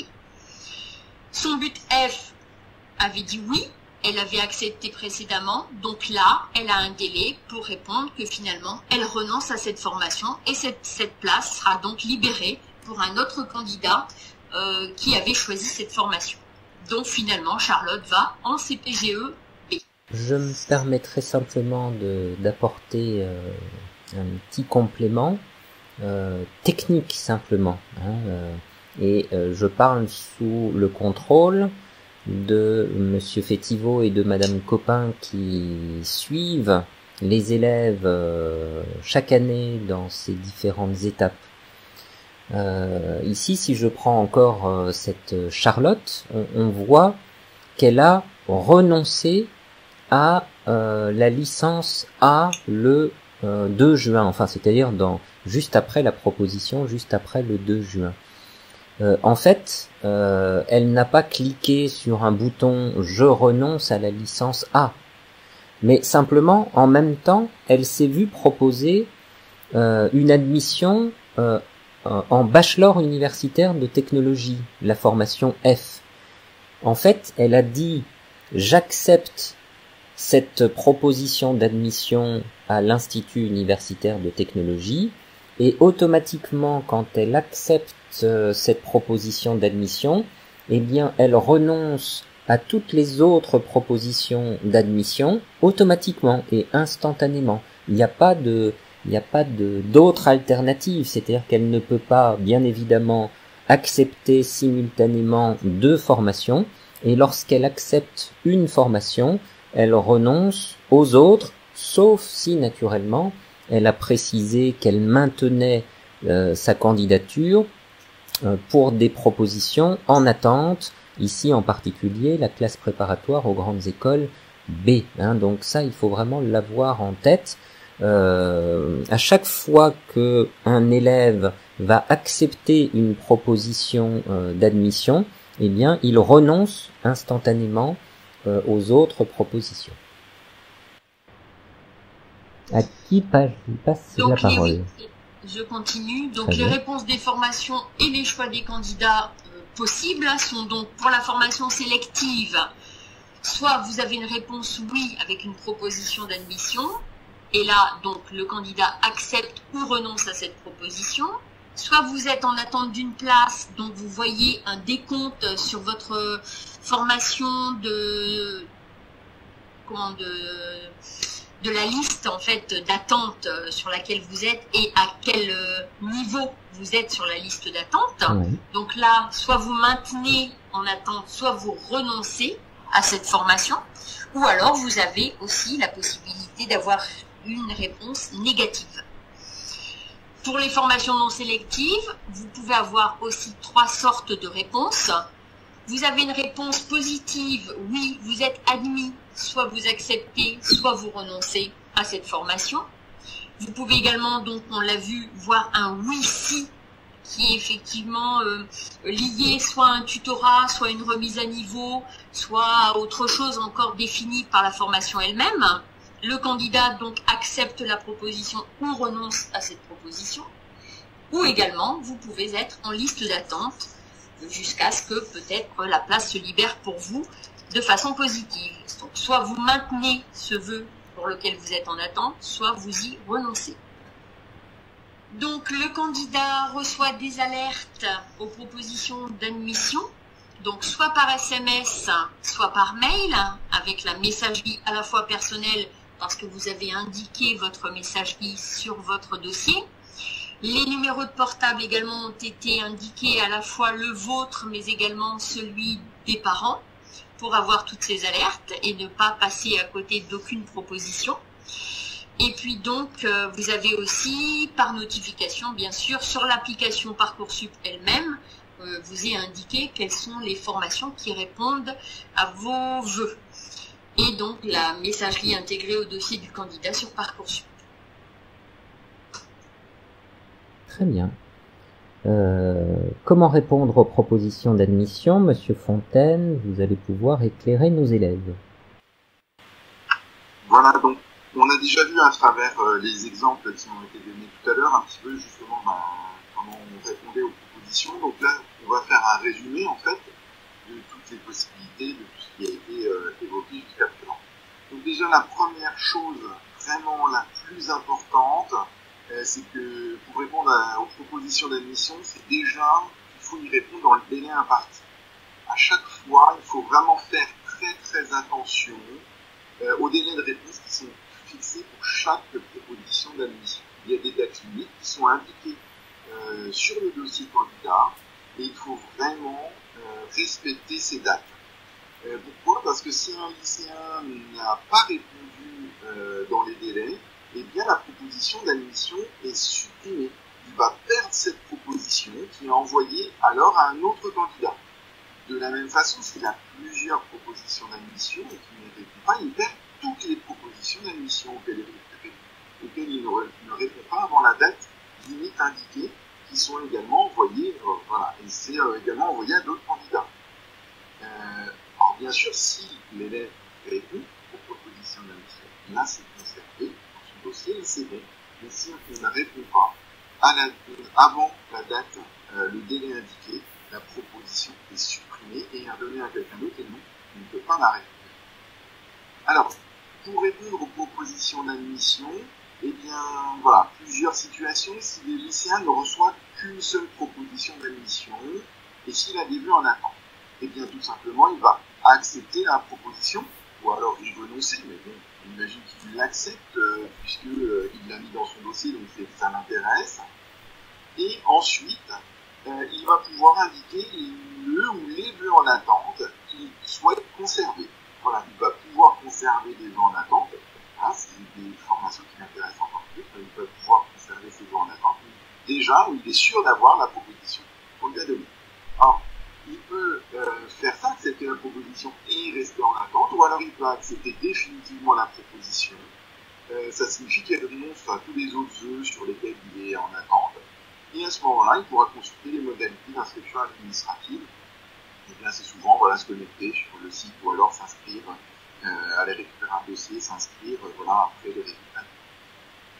Si le lycéen reçoit plusieurs propositions d'admission et qu'il a des vœux en attente, on ne peut accepter qu'une seule proposition à la fois. Voilà, donc il va falloir faire un choix entre plusieurs propositions. Donc, il va falloir y réfléchir avant. Il ne faut pas attendre le moment où on a les propositions pour se dire tiens, qu'est-ce qui m'intéresserait le plus. Voilà, il faut déjà y réfléchir tout au long de la procédure là, même si on ne classe pas les vœux par ordre de préférence, il faut quand même y penser. Donc là, on peut avoir on va accepter qu'une seule proposition à la fois, donc on va faire le choix entre plusieurs propositions, et à ce moment-là, les propositions auxquelles on va renoncer vont être données à d'autres candidats qui sont en attente. Bien sûr, de la même façon, si on a des vœux en attente, on peut rester indiquer qu'on veut conserver cette attente. Et comme d'habitude, on peut accepter définitivement la proposition, on renonce à tous les autres vœux qui sont en attente ou les vœux où on a eu une proposition, et de la même façon, toutes les modalités d'inscription. Si un élève ne reçoit que les propositions en attente, là, à ce moment-là, l'élève doit attendre, il n'y a pas d'autre choix que d'attendre. Il va avoir des indicateurs, on expliquait tout à l'heure, qui vont s'afficher dans son dossier pour chaque vœu en attente. Il va l'aider à suivre sa situation qui peut évoluer jusqu'au 15 juillet, la procédure normale courant jusqu'au 15 juillet. Donc là, il doit attendre, il va savoir comment il est classé dans ses listes d'attente. Donc attention, des fois on peut être très loin sur une liste d'attente. Et c'est un établissement qui ne va pas forcément être le plus demandé, donc il va y avoir des places qui vont être libérées. À contrario, on peut être très près dans une liste d'attente, et si c'est une formation, un établissement très très demandé, on peut ne jamais être appelé. En tout cas, on a des indicateurs qui nous permettent de savoir comment évolue notre vie. Si le lycéen ne reçoit que des réponses négatives, là c'est le plus compliqué. Donc là, c'est dans le cas où il n'a reformulé que des vœux pour des formations sélectives.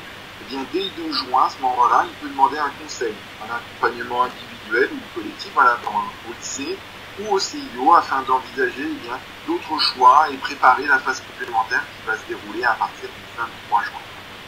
Et dans cette phase complémentaire, on pourra reformuler jusqu'à 10 nouveaux vœux, mais uniquement pour des formations pour lesquelles on n'a pas été refusé et pour des formations pour lesquelles il reste des places vacantes. Donc c'est souvent quand même beaucoup moins intéressant que dans la procédure normale du mois de juin. Monsieur Fontaine, toujours.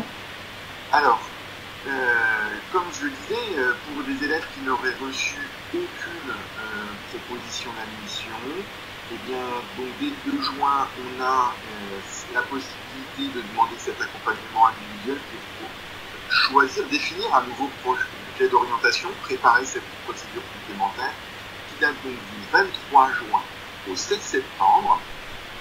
Donc là, les établissements en fait qui ont des places vacantes vont pouvoir se déclarer avec des places vacantes et donc apparaîtront en phase complémentaire. Donc là, les élèves verront qu'il y a un établissement qui a de la place, pourront faire des vœux, on peut formuler suite à des vœux, pourront formuler des vœux, et puis après les établissements vont étudier les dossiers et y répondre. C'est un petit peu la même façon de la phase normale. Et voilà, donc ça peut durer jusqu'encore au mois de septembre. Ça peut durer aussi au mois de septembre où il y a des élèves, après la rentrée, où des élèves ne venant pas à la rentrée, il peut y avoir des places. Tout à fait. À partir du 1er juillet, donc je vous l'ai expliqué tout à l'heure, il y a une commission d'accès à l'enseignement supérieur qui peut être sollicitée par les candidats qui n'ont reçu aucune proposition. Cette commission va étudier leur dossier et les aider à trouver une formation au plus près du projet en fonction des places disponibles dans des établissements de l'académie. L'idée c'est d'essayer au mieux d'accompagner les élèves, mais c'est vrai que c'est parfois difficile de trouver donc ça peut être des établissements qui sont assez loin, etc. Et puis parfois des formations qui ne sont pas exactement ce que l'élève voulait, mais qui seront quand même le plus proche possible, afin que l'élève puisse faire une poursuite d'études dans un projet qui l'intéressera quand même. Très bien. Dès lors que une proposition d'admission a été formulée et que le candidat a validé définitivement son choix, il faut avoir à l'esprit que la dernière étape doit être franchie, celle de l'inscription administrative. La procédure Parcoursup ne se substituant pas à cette inscription administrative. Elle permet simplement d'aboutir à l'admission, mais ensuite, comme dans n'importe quel établissement, on va s'inscrire. On va, par exemple, devoir payer des frais d'inscription. C'est le cas, par exemple, à l'université. C'est le cas même dans les classes préparatoires aux grandes écoles, puisque maintenant les classes préparatoires aux grandes écoles sont affiliées aux universités. Et ça, c'est important pour que les élèves qui sont en classe préparatoire puissent obtenir des équivalences universitaires qui leur permet de bonifier les compétences acquises pour réintégrer un parcours universitaire si c'est leur choix, de remplir un dossier administratif. Donc sitôt la phase d'acceptation définitive passée, les élèves reçoivent et découvrent quelle est la procédure administrative d'inscription. Et donc, ils disposent, là encore, d'un délai pour s'acquitter de cette obligation. Et il est même possible, si l'établissement d'accueil ne voit pas le candidat se présenter, qu'il puisse donner la place à quelqu'un d'autre. Donc, il faut être très attentif à ça et ne pas tarder à se rapprocher de l'organisme de formation, prendre rendez-vous, aller s'inscrire, remplir le dossier, s'acquitter de toutes les formalités, L'une des formalités, par exemple, étant de présenter son relevé de notes au baccalauréat pour prouver qu'on dispose bien du sésame qui conditionne naturellement l'inscription dans l'enseignement supérieur. Voilà, les modalités d'inscription sont propres à chaque établissement, naturellement, et elles apparaissent une fois que l'admission est notifiée et que le candidat a validé définitivement son choix. Je pense que nous avons quasiment tout dit sur cette procédure. Vous en connaissez maintenant tous les détails. Ici, le ministère met à votre disposition bien des services pour pouvoir répondre à vos questions. Ce sont des services nationaux, mais l'intention de cette vidéo, c'était de ne pas oublier que vos interlocuteurs de proximité sont à votre disposition pour vous accompagner. Alors au-delà du numéro vert que vous voyez apparaître sous vos yeux, au-delà des réseaux sociaux qui permettent bien de glaner d'autres informations, Madame Copin, Monsieur Fétiveau, Monsieur Fontaine, Madame Huin, le professeur principal, même les secrétariats de scolarité sont à votre disposition pour vous apporter toutes les informations. Ça c'est vraiment important, vous les connaissez. Nous allons pouvoir passer à la dernière diapositive. Notre espace numérique de travail reste la porte d'entrée pour nouer ces contacts. Vous y trouverez tous nos numéros de téléphone. La messagerie électronique permet naturellement d'échanger. Ça, c'est véritablement important. Monsieur Fontaine, peut-être pourriez-vous rappeler le numéro de téléphone du CIO de Briey? L'avez-vous en tête?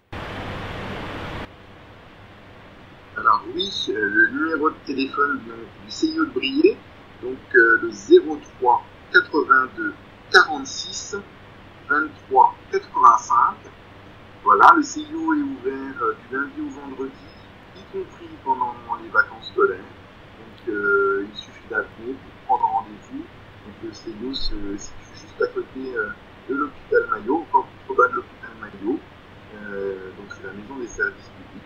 Et donc voilà, il suffit d'appeler là-bas pour avoir un rendez-vous avec un ou une psychologue de l'éducation nationale.